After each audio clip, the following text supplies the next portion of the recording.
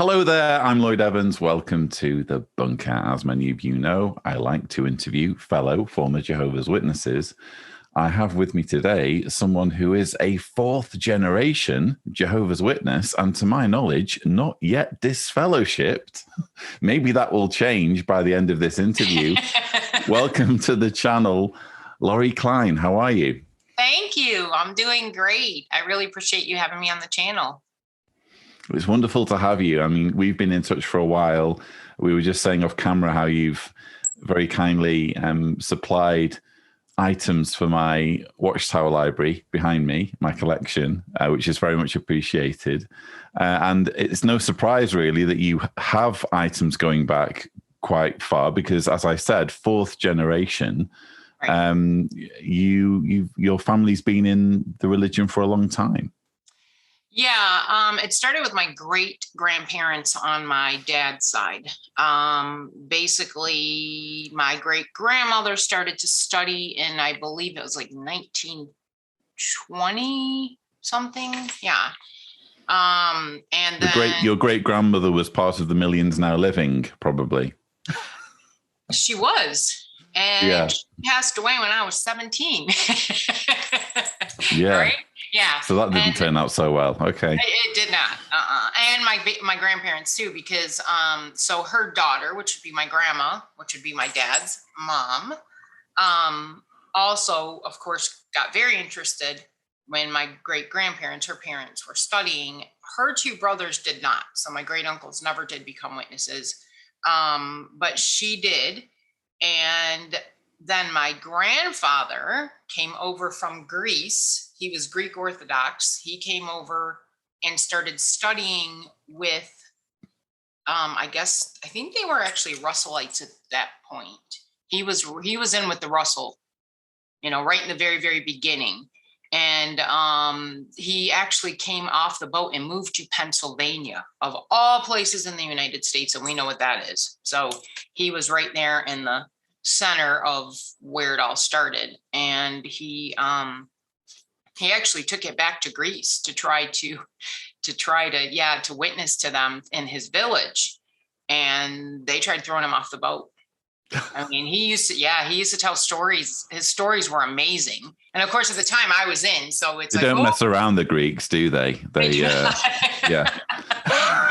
They don't. He claimed the anointed calling. I don't remember what year that was at the convention when they said, there's another group, and he was cooking in the kitchen, and my grandmother they were married, and she was in the audience, and if you're of that other sheep class, stand up. And so she stood up, but she didn't know if he did until, afterwards, because he was in the kitchen. And so he used to run all the kitchens, him and my dad, actually. And so at the end of the day, she says, well, what class are you? And he said, well, heavenly, of course. What about you? She said, I'm earthly. Oh, okay. So, I mean, interesting story they had. Obviously, both of them are gone now. So. And that's kind of an odd conversation to have, because it's not just about kind of,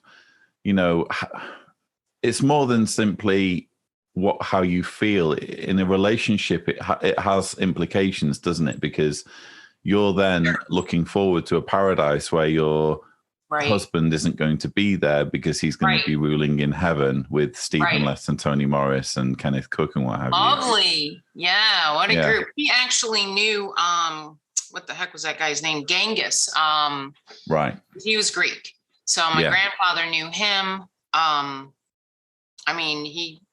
trying to think of some others, but I know Genghis for sure sticks out in my mind, that he would speak to him back in the day. He always struck me from what little I knew about Genghis as kind of a bit eccentric, I don't know anything about him, honestly. Right. I've never looked him up. I don't know his personality or anything. I just know that my grandfather knew him personally, and they were friends, and that's about it. Okay. But so my dad was, obviously from those two. And he had two siblings. They've all passed away now. But my dad got disfellowshipped when I was 10. And so, of course, we were taught to shun. Of course, I mean, I'm a little girl at this point, but the interesting thing about that was my grandparents and my great grandparents never did shun my dad. They were and here's my grandfather of the anointed, right? Well, just to be clear, if your dad was disfellowshipped when you were 10, you wouldn't have been required to shun him, would you? Not at that point, no. No. So that's why I say I was just a little girl at that point, but his parents were supposed to. His brother, my uncle, again, they've all passed away. He was an elder. Now, my dad was the congregation servant at the time, right when the elder arrangement went in the 70s. I don't remember. So he would have got disfellowshipped like in 74-ish. Right after that 75 thing, like right after that, he was out. He was done. And he knew then that, look, this is a failed prediction. I'm finished. I don't believe it. And I'm grateful for that, because it helped me over the course of my life to slowly see things. It took me a long time. I woke up at 55. I'm 57. So I literally didn't wake up fully until maybe a year ago. Yeah. Even though in my mind, I absolutely knew something was wrong. So you woke up at 55, and when did you last attend meetings regularly? It's been a year now. Oh, so you've been attending meetings right up until recently? About a year ago. Pandemic. Yeah. Interestingly enough, this is what kind of opened everything up for me, is I went to a women's conference in Toronto, Canada. And while I was there, of course, this is why they tell you not to do these things, right? Don't think for yourself. Don't go to any worldly functions. Here I am in a group of 4,000 women.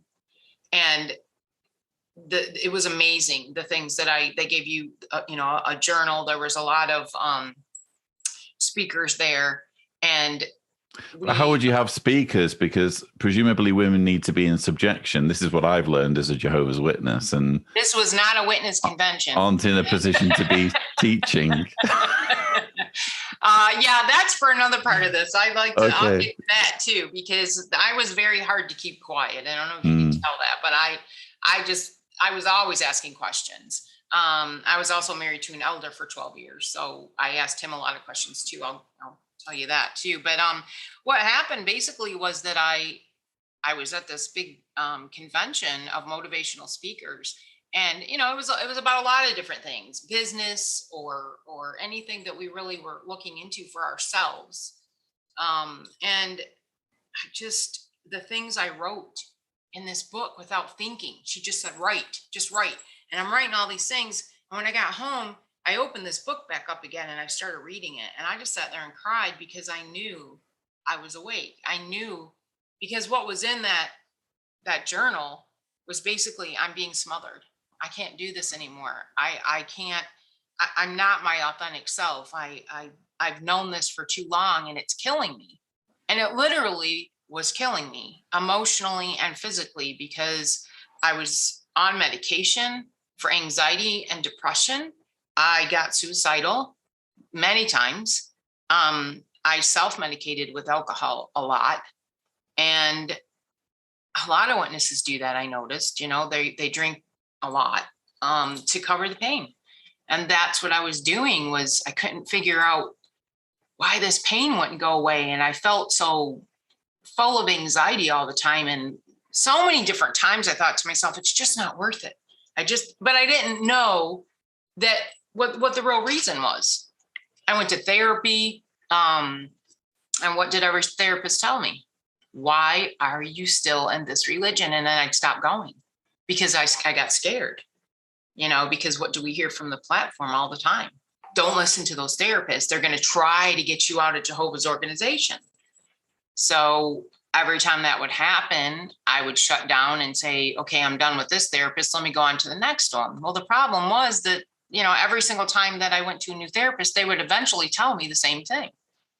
I just didn't want to admit it to myself, I guess. So my whole family's in, I'm fourth generation. I've got an entire family in who don't speak to me now, even though I'm not disfellowship. My 81-year-old mom hasn't said a word to me in about 7 months now. And that's just because you stopped going to meetings. Correct. Stopped going to meetings, but I did speak out in the very beginning to my family. I said, look, this is why, and I need you to answer some questions. I had a conversation with my mom, and I said, I need you to answer these questions for me. I need you to tell me why the governing body is doing these things. And I need you to prove to me where it says that the governing body is this slave. Where is that, Mom? Show it to me. Well, I'm sorry that you can't. What she said is, I'm sorry you can't connect all the dots. And I said, Mom, connect all the dots? Don't you remember when we were growing up what you said about the Catholic priests, about how, well, they tell you everything is a mystery. So when you come into the truth, right, you're supposed to listen to them that, oh, your priest can't answer your questions, but we can. But Mom, you're not answering my questions. So when I started talking like that, everybody started shutting me down. I got on social media one morning and my mom, my sister, and my daughter had all blocked me. Blocked me. Not goodbye, not anything, just blocked. So I'm not allowed to see my grandson, who I was very, very close with. When he was born, I was the first one that held him and touched him. And we've always been very connected. I've not seen him in almost 3 years. I've not been able to FaceTime him in a year. So, I mean, and then I kept getting on social media at different times. Other people would start blocking me. Friends that I've known since I was 10, 12 years old, but they're witnesses. And I just noticed, okay, they're gone. Okay, they're gone. Then cousins and okay, they're gone. And before you know it, my husband that was the elder passed away in 2004. So his family, boom, gone. They all just start blocking me. So before you know it, I'm like, guys, I'm not even disfellowship. No one's even asked me what is wrong or why I left. Yeah. It's preemptive shunning, or at least that's what I call it. And of course, this has the effect. They think, of course, that they're shaking you to your senses, right? So that you're going to think, oh, wow, what was I thinking? Right. How can I be without all of these loving relationships? But what they're showing, of course, is how conditional their love is, and hence driving you further away. So, yeah. It's funny you said that. I said those exact words to my mom. That's one of the last texts I sent to her is, Mom, I know you love me, and I know that what you think you're doing is helping me to come back, but all you've done is prove to me that your love was always conditional on me being one of Jehovah's Witnesses. You can't love me without me being that. Yeah. And that's not, in my opinion, as a mother, I still love my children no matter what they decide to do. I have a son and a daughter, but and they're both still very active. But thank goodness I do have a relationship with my son, but my daughter, not at all. But no matter what they choose to do, okay, I'm not going to judge them or say, I don't want you doing this or that. That's up to you. Everybody has to make their own choices in life, but why can't I make my choice? Yeah. And that's the thing I did. That's the thing that made me realize it's a cult, because a religion, I'm not picking on the Catholic Church, but witnesses always do, you decide not to go to Catholic Church anymore. What do? Okay, come at Christmas time if you want, whatever, but your family doesn't stop talking to you because you decide not to go to church anymore. But I'm not religious at all, by the way. So I don't believe that organized religion is anything but a snare and a racket. He got that right. Religion's definitely a snare and a racket. Well, they were against the title or the status of a religion right up until they realized that they needed it in order to benefit from the protections that are given to religions under United States and various other laws. So exactly. I'm just curious to know. I feel like we've fast forwarded to, a much later point in your life, and I'm just wondering whether there's anything in your kind of Jehovah's Witness past, including maybe your childhood, that kind of stands out as maybe being a milestone on this journey. My childhood, it was kind of interesting because I'm a firm believer in that gut instinct, and I know it's there for a reason. And I've taught my children that too. Always listen to that. Always listen to that. I ignored that all growing up. I always felt like I should be somewhere else. I mean, when I was little, I was the typical kid that got my desk dragged out into the hallway when it was a birthday or Christmas or whatever. But I always wanted to do that. I always wanted to color the Christmas tree, and I always wanted to be part of everything. That's just being a child. But later on, when I became a teenager, I did go to college. My dad put me into college. I moved in with my dad when I got out of high school. So he was disfellowshipped. I left my mom, and they were divorced when I was 10, pretty much after he left. And they were both remarried. So I moved in with my dad and my stepmom and went to college and studied some psychology, which of course, once you start getting into that, you start realizing certain things. And I still went back to it because I guess it's all I ever really knew. And I really still believed when I was like in my early 20s, well, I think it's the truth. I still believe that because my grandparents were still alive. And so I started to study and got baptized when I was 21. And oddly enough, my study conductor left the organization with her husband, who was a ministerial servant, I believe, about 20 years ago. And when I heard about it, I was just shocked, but I've since gotten back in touch with her and we do talk. And obviously she woke up and her husband woke up for the same reasons, pretty much. But I mean, then in my 20s, I actually got disfellowship the first time when I was 25, I believe. I got pregnant with my daughter out of wedlock and got disfellowshipped. I was in a very abusive elders judicial meeting to the point where they pretty much had me physically on my knees sobbing. It was sick. It was disgusting. Was this with invasive questions? Oh, yes. Details.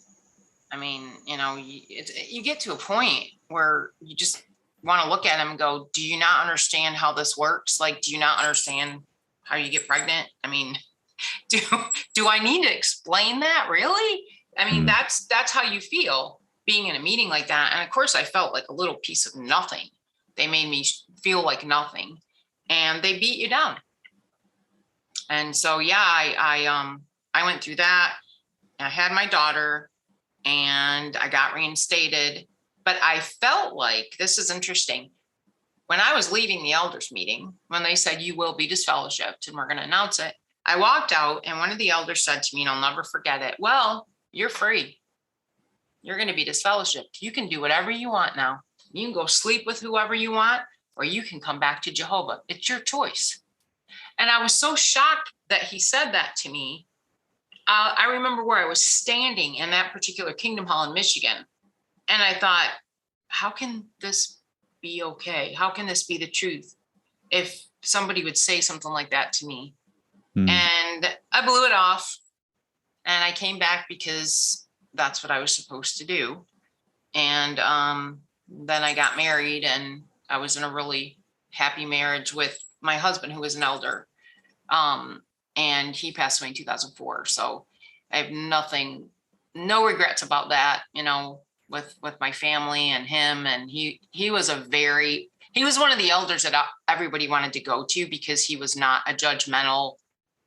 If anything, there was people that came to me after he died that said, if it wasn't for him, I would have been disfellowshipped for attempting suicide or something where they really needed help, and he was the one that would say, no, don't disfellowship them. You're pushing them farther away. They need help. So he was that kind of elder.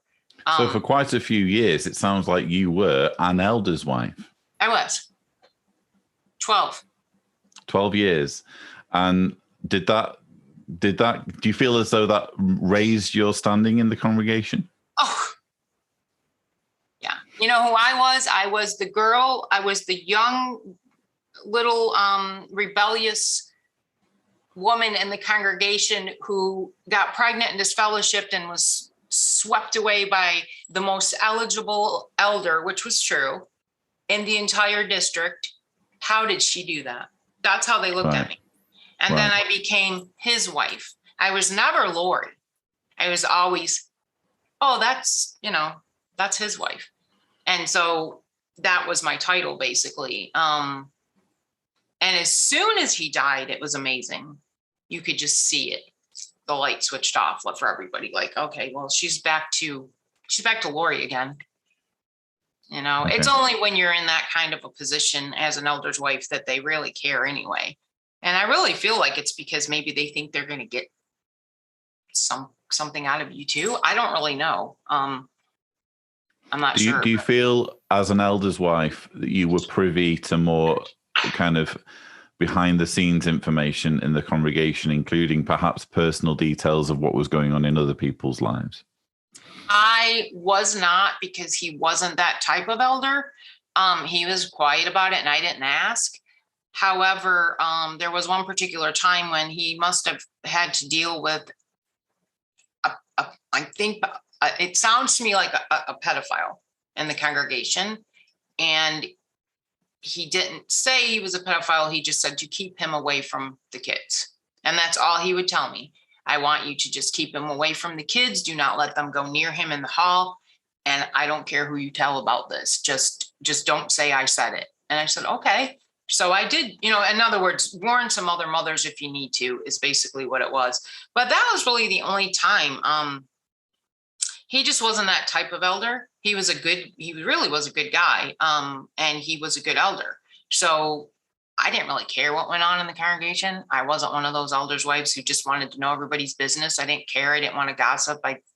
It's not my business. So I didn't really pry or anything like that. And he didn't really volunteer any information. I think it happens all the time, with the elders' wives. And I think they get this air about them too, where they're somebody. And I just never felt that way. That just wasn't me. It's not my personality I think they rode on their husband's coattails a lot. You could see it. There was a lot of gatherings with just elders and their wives. And then when the circuit overseer would come, there was, back in like the 90s, they would have the circuit overseer. I believe it was like on Saturday, I think, that all of us would go out in service with just the circuit overseer and his wife. And of course it was, who hasn't worked with my wife yet? I'll never forget the first time that happened to me. Who hasn't worked with, my wife yet? And it was like, me, she was horrible. She reamed me up one side, down the other at a door after a door because I didn't take care of it the right way. And I was horrified, like I already had issues with being insecure. That just adds more to it. You're not good enough. You're never going to be good enough. Of course, we hear that anyway, or we did. You're never going to be good enough anyway. You're never going to live up to this high standard that we want you at. So you had to be at a higher standard, even as an elder's wife. And I was still just Lori, so yeah, it was challenging at times for sure. Difficult. And as someone who's kind of exited relatively recently, what have the changes been like on the inside? Because, bear in mind, I was out already when the JW Broadcasting episode started. And it just feels as though even in the past few years that I've been out, the organization's, now almost unrecognizable from how it was when I was growing up. So what was it like seeing those changes on the inside? I'll never forget the very first time, and I'm pretty sure that you've had it on your channel, when I think it was Stephen Lett came out 5 years ago, was it? And it was the first time they had asked for money. And I think what it was is our expenses are more than what we're taking in. We have more money going out than we have coming in at this time. And I think it was the May 2015 JW Broadcasting, if memory serves. Yeah. That was it. I'll never forget how I felt, because I was still in, and I was shocked. And my husband, who I'm married to now, only got baptized when we were dating and got married. We were high school sweethearts and we got back together years later, but he was not a witness. So he started studying after we got married. He's a super scientific guy, so that tells you a lot. It never really made a whole lot of sense to him, but he knew it was better to just, the kids were still younger and whatever. So anyways, he became a witness. But I remember looking at him when that happened and saying, I never heard this before. Like, this is a little bit shocking, because growing up, they never asked for money. In fact, they prided themselves on, we don't pass the collection plate, we don't ask for money. And I think that was the very first time that they did that. So yeah, it was extremely shocking. I didn't know what to think. Later, I learned, I believe, correct me if I'm wrong, that was the very first huge lawsuit that they lost. Was that big $12 million? It's difficult to say whether it was in response to anything in particular, but it did. It wasn't that long before the Montana lawsuit, which eventually they reversed on appeal. Right. But yeah, it was a very telling insight into how desperate the organization is. And I think it also coincided with them sending that period. Over that period, they also sent home a bunch of Bethelites and, fired a bunch of special pioneers and that kind of thing. So it was a very odd time, and you could kind of see some desperation sinking in. And I think since then, the organization has shrunk to the point where, they're maybe able to manage things a bit better. Who knows? But yeah, it was certainly one of the first most glaring examples of them just putting their hands out and saying, give us some money, please. Yeah.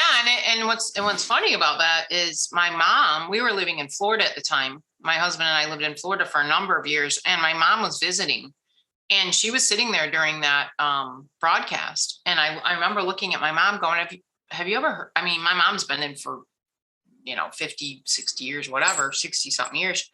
And she's like, no, something must be really wrong for them to ask. And at the time, I even said, well, because we had we've always had a business, and we weren't hurting financially. So I was like, well, hey, if we need to give money, because who knew it was anything, I don't even know what word to use, but I want to say evil now, but who knew? So, I mean, we were willing, and something inside, and this is weird, I've looked back at this since, I didn't give them any more money.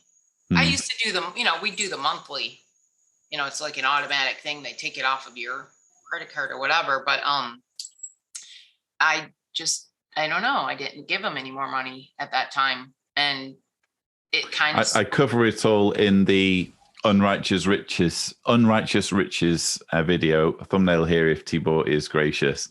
And there was a 3-month spike in donations, and then it went back to normal. That's the impression we were given after it. So okay. I don't think you were the only one. I think there were some who did up their donations, but it was just a spike in donations as far as I'm aware. Yeah. Yeah, that was one of the big, I think that was for me the very first time that there was like that much doubt in my mind, like something's wrong here. I don't know what's wrong. And then there was a watchtower, the one that came out about, well, I should talk about the in between that. A family member was involved in a pedophile case that I had to be the whistleblower to basically to the other parents and bring a lot of things out. And this went on for 2 years. I mean, it was a lot. And this was inside the organization. Correct. It was someone in our congregation. And after we went to the elders, my husband and I, and said, look, this is what's going on. And I had called parents, and parents were calling me back crying, brothers saying, oh my gosh, my sons were affected. And it was awful. It was awful to have to be the one to tell them that. One in particular said my son was cutting himself. And now we know why. We couldn't figure it out. And these poor boys had been affected by this particular brother since they were little. I'm talking like 3 years old.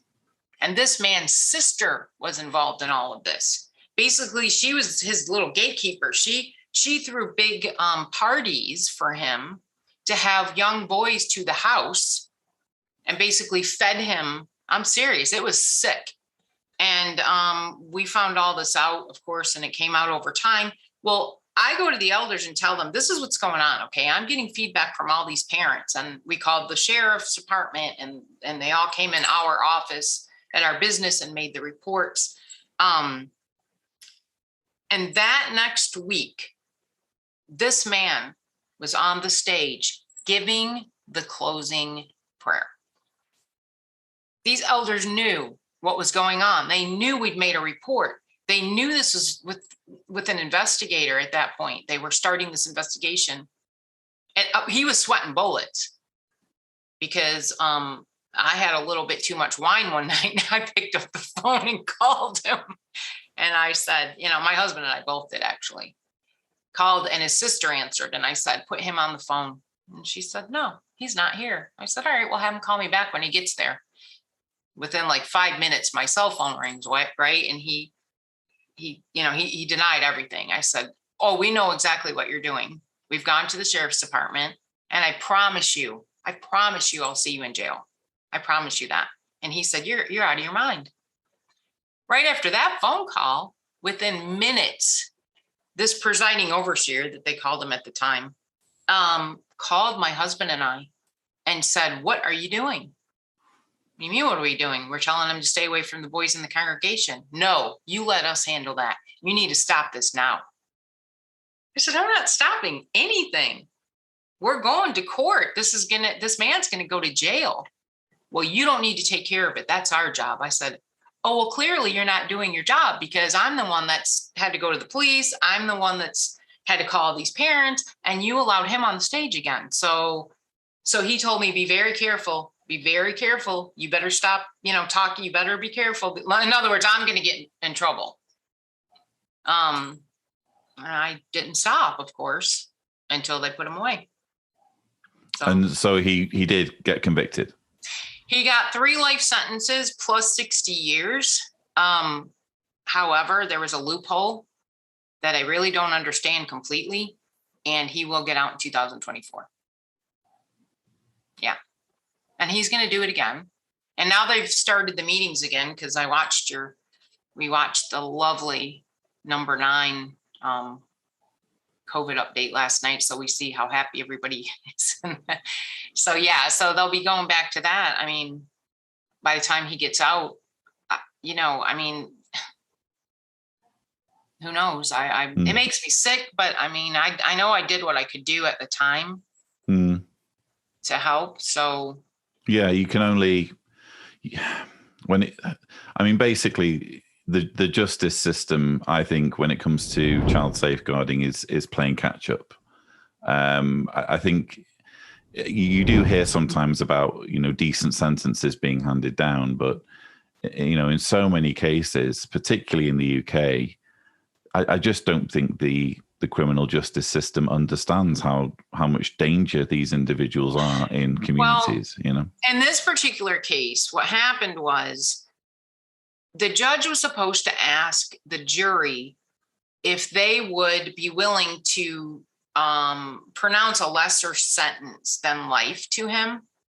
He didn't do that. It's some kind of law. It's something that he was supposed to do. So it was a loophole. That was a loophole. Well, then his attorney came forward later on and said, hey, you didn't do this. Now, what's interesting, he was all for putting this guy away for life. I mean, he was. So I don't know what was in his mind at the time. It was almost like he was so angry, you could tell, I don't even need that. He's going away, and that's all there's to it. Well, that's great and everything, because that's what happened. But that was a loophole, and it now allowed him out. So he obviously didn't see that coming, but he'll be out in 2024. Was he represented by Jehovah's Witness attorneys? No, they did disfellowship him. He made up this big story about how he was gay and that we were against him because he was gay. And I was on the witness stand and I said, I'm sorry, but no, you aren't gay. You're a pedophile. Don't use that. I mean, they trying to prove that as witnesses that we're just against, that. And it's like, that has nothing to do with it. And of course it didn't. They were trying to, but he made up a big story that a friend of mine and myself made up all this because we didn't like him. And it was very strange. The whole defense that he had was just so weak, and the jury saw right through it immediately. They deliberated literally it was only hours. It wasn't that big of a deal. We sat there and while they deliberated and came back, and they all decided that he would get 3 life sentences plus 60 years. So he was never supposed to get out. But if anything, the fact that they gave such a heavy sentence caused the problems. Okay. Sickening, isn't it, to think that this individual's going to be out in 2024? But yeah. Yep. At least, again, at least you did everything that you could, Right. Yep. So it sounds like you've seen firsthand some of the very worst of this organization. You've seen its cover-up of abuse. You've seen the shunning. You've seen shunning even without being disfellowshipped. Are you afraid of what might happen once this interview becomes common knowledge among your friends and relatives? It doesn't matter anymore. I am who I am, and I'm happy with myself. And that's why I became a life coach. I'm actually a women's empowerment coach for ex-JW women. And I know how hard it is to come out of this. I consider myself lucky. For some reason, when I came out of it, like, I was done. I just immediately realized what it was about, that it was a cult. I started to look into the fact that the Bible itself, what happened with Constantine. I mean, I really dived into the Bible was changed. Religion in general is just to control the masses. I mean, I just went from being a witness to this is all ridiculous. And I don't know why I woke up so well and others didn't. So when I realized that, I started studying to become a life coach to help other women to get their voice back. Well, it's nice that having been silenced as a woman for so many decades, you're now speaking out on your YouTube channel, on your website, through your work. I'll make sure links are in the description for anyone who wants to check out what you're doing. If you had a message for any Jehovah's Witnesses perhaps on the fence, particularly young women who might be watching this interview who still hold a candle for this religion and the organization, what would your advice be for them? I mentioned before, we all have that little voice inside of us. Don't ignore it, because it's there for a reason. And that's your little inside voice saying that something's not right. So don't keep hanging on to those old limiting beliefs and all those fears. Just start reading, and obviously if they're following your channel, they're already doing some of the work. So if you're doing that much work and you've already walked away, you need to just keep going, because I promise on the other side, it's really amazing. I know we've been told it's not. It's scary out there. No, it's scarier inside of the organization than it is out here. I'm not afraid anymore. I was always afraid inside of everything, so many fears. So I would just have to say, just keep going. You've started watching Lloyd. You're obviously looking into things. Just keep going, because you will get to that other side where you'll break through and you'll be happy. But I'm always here as a woman's empowerment coach to help with that. That's what I do. Excellent. Well, thank you so much for your inspiring message. And again, viewers can check out your work in the links below. Thank you so much for sharing your story. And thanks for having me. So viewers, I hope you've enjoyed this conversation. I certainly have. Don't forget that you can watch similar videos by subscribing to the Lloyd Evans channel. But that's all we have time for. Thank you so much for watching.